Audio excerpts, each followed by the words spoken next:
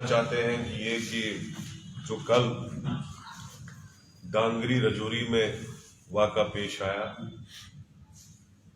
जहां हमारे एक ही कम्युनिटी के 6 लोग, एक बच्चा, मासूम बच्चा समेत 6 शहीद हुए, तो हम सबको बहुत दुख है उस वाक़े का। और कांग्रेस पार्टी की तरफ से भी हम उस वाक़े की कड़े लफ्जों में मजम्मत करते हैं और सरकार को, प्रशासन को ये कहते हैं कि जो आपने हमें वादे दिए थे 2014 में कि हम जम्मू कश्मीर को टेररिज्म से मुक्त करेंगे, और जो पार्लियामेंट में आपने एक स्पीच दी कि हम नया कश्मीर देंगे जिसमें कोई हादसा नहीं होगा, कोई मिलिटेंसी का इंसिडेंट नहीं होगा। लेकिन अब नए कश्मीर की बात छोड़ो, अब तो जम्मू तक के मिलिटेंसी की जो लहर है, टेररिज्म जो है, जम्मू भी पहुंच गया। आपने देखा कुछ दिन पहले सिद्रा इंसिडेंट हुआ, जहां 3 टेररिस्ट मारे गए, और अभी जो रजौरी डांगरी में वाक़ा पेश हुआ, ये मैं सीधे कहूंगा ये इंटेलिजेंस फेलियर है। और आप देखिए कि रात को हमारे लोगों की हत्या की जा रही है और मिलिटेंट भागने में कामयाब हो जाते हैं, और उसके बाद सुबह उसी जगह पे आईडी ब्लास्ट होता है।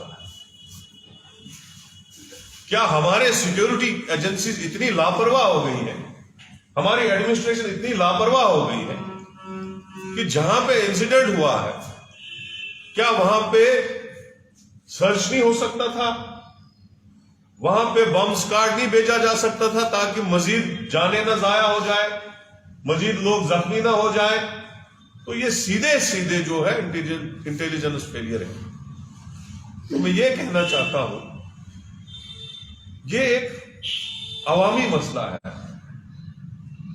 सबका इशू है, इंसानियत का मामला है। दुख होता है कि जब हमारे ही स्टेट में ऐसे हादसे होते हैं।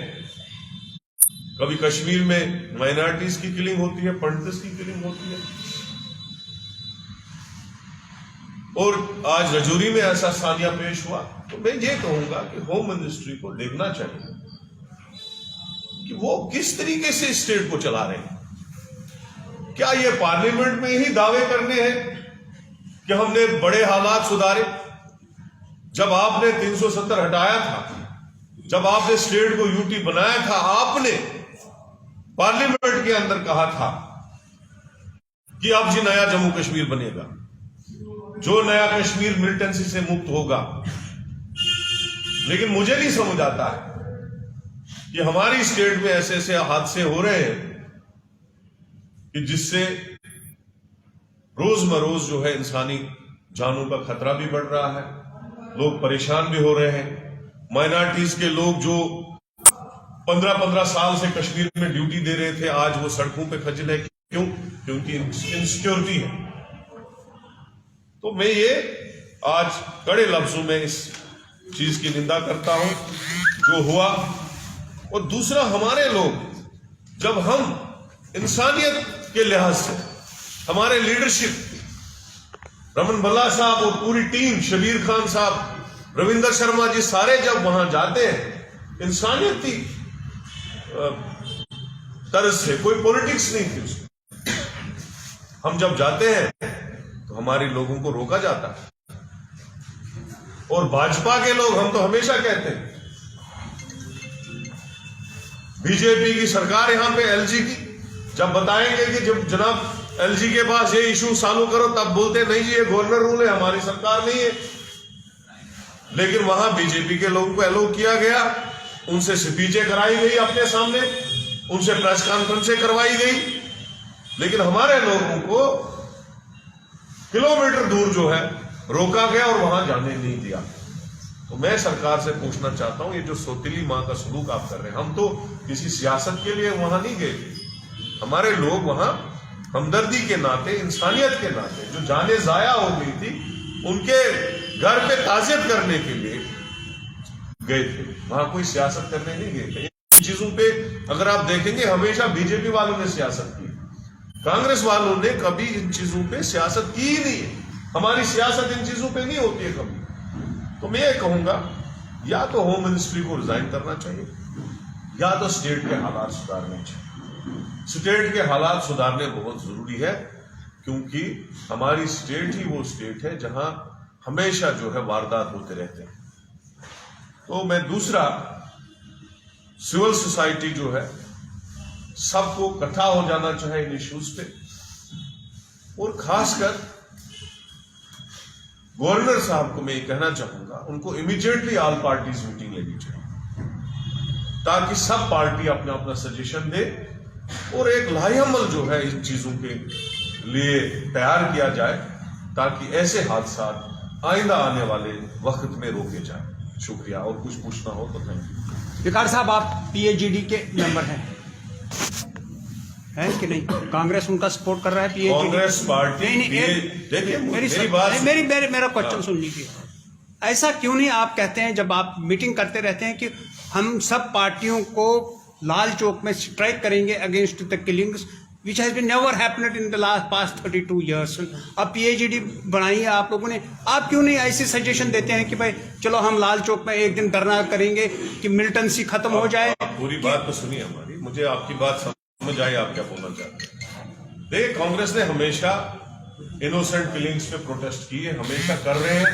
हम हमेशा उनके खिलाफ प्रोटेस्ट में खड़ा, जहां तक रहा पीएजीडी का तल्लुक, Congress is not a part of PAGD. ये आपको मैंने 100 बार क्लियर किया है।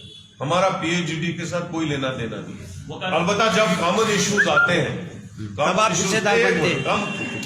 जब कॉमन इश्यूज कोई होता है जिसपे हमें सेकुलर पार्टीज को इकट्ठे होना पड़ता है, तो हम इकट्ठे होते हैं। इस इश्यूज पे भी मुझे नहीं लगता है कोई ऐसी पार्टी हो जो इस इशू पे अफसोस ना करे, जो इस इशू पे इकट्ठे ना हो, क्योंकि सारे हिंदुस्तान की पार्टियां हैं, कोई हुर्रियत की पार्टी नहीं है। सब हिंदुस्तान के आयन को मानते हैं, सब हिंदुस्तानी हैं, और हम हिंदुस्तान के आयन को मानते हैं। सबको टेररिज्म के खिलाफ सारी पार्टियां, मुझे नहीं लगता है ऐसी कोई पार्टी है जो टेररिज्म के खिलाफ नहीं। आने वाले वक्त में क्या लाल चौक में आप धरने पे बैठेंगे?